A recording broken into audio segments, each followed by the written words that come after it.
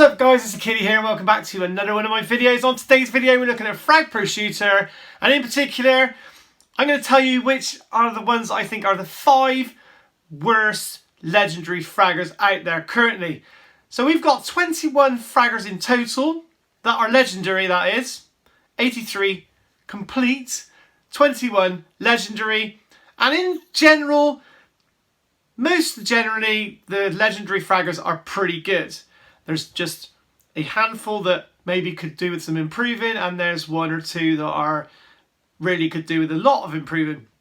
So before we go into that, and I'm gonna just quickly ask you, if you are viewing this video and enjoying the video and you like the stuff that I do, can you just subscribe and click the bell notification, because that would be absolutely super awesome.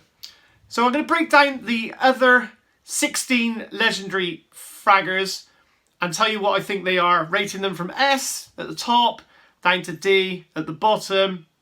So on the screen here you can see 15 of them, and the only one you can't see that's not in the top 5 is Hannibal. Now Hannibal, we can start off with, he is what I would say is an S. He's one of the very best in the game.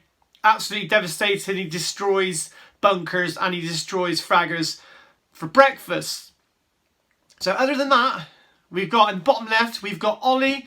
Now Ollie, I would put Ollie in as, it depends if you're going to use her as main card. If that is the case, then I would say she's an A. But in general, probably a B, because obviously you're not going to be, if you're not going to be maining her, then she's going to be used by the AI, so she's probably not going to be as good. So I would say B for Ollie.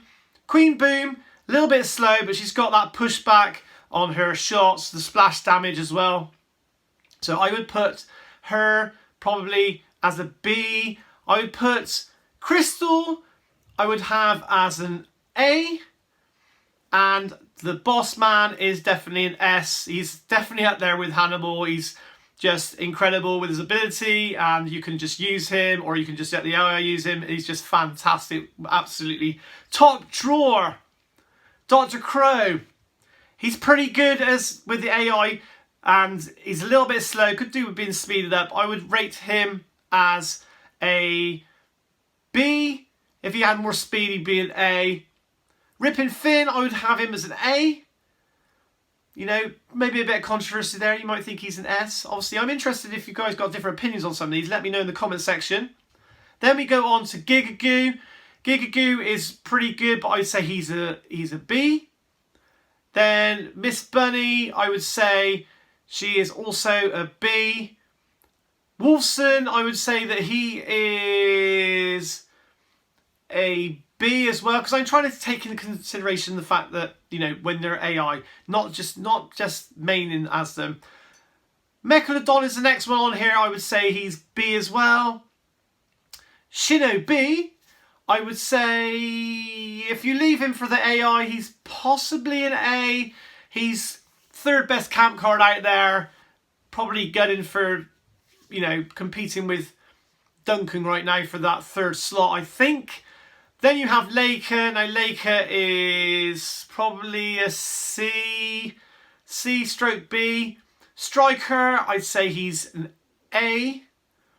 Then you have Rolaf, which I would say is a B. And then finally you have Hades 5.1, and I would say that he is a B as well. So that's those 16 graded, top of my head, what I think they're like. And then let's go into the top 5 worst legendary fraggers in the game.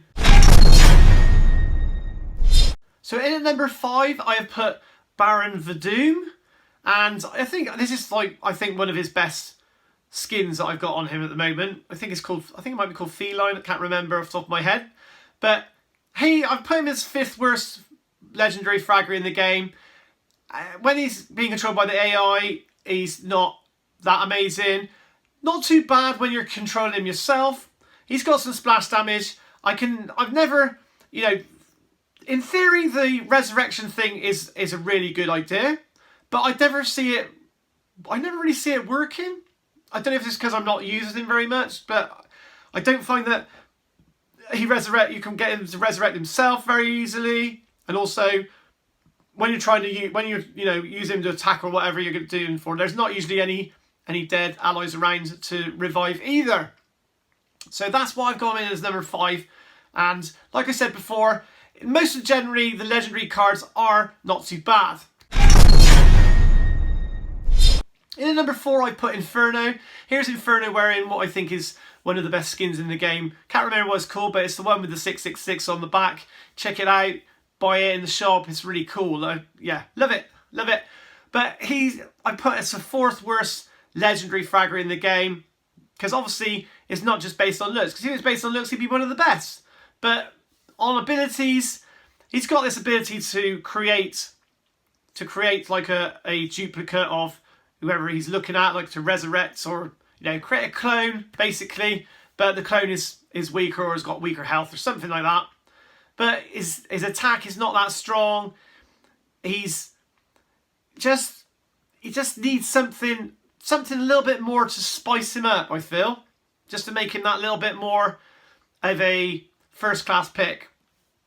He's got no splash damage. He's just got you've got to be accurate with him. Reminds me a little bit of his accuracy sort of thing. It reminds me a little bit like Wolfson. Quite tricky. Not overly hard, not overly accurate. And also, you're not going to really use him to attack bunkers with. In at number 3, I put Volcano. Now, Volcano, I think he was the first legendary fragger that I managed to get. And he's just a little slow. He's got, one of the good things, I think he's got 12 shots in his flame device, flamethrower thing that he's got. But he just could do with a bit more speed. If he was a bit more speed, he'd be right up there with some of the best ones. He's just a little bit slow, and his ultimate is not overly good either.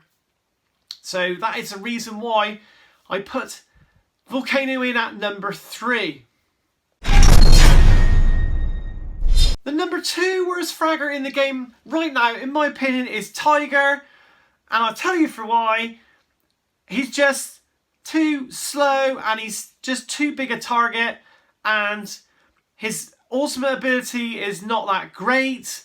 It's basically doing some airdrop bomb things in an area, and by the time you sort of activate that and try to kill someone, you're getting shot at while you're trying to do it. Maybe it can make you invincible while you're doing that. That'd be quite novel.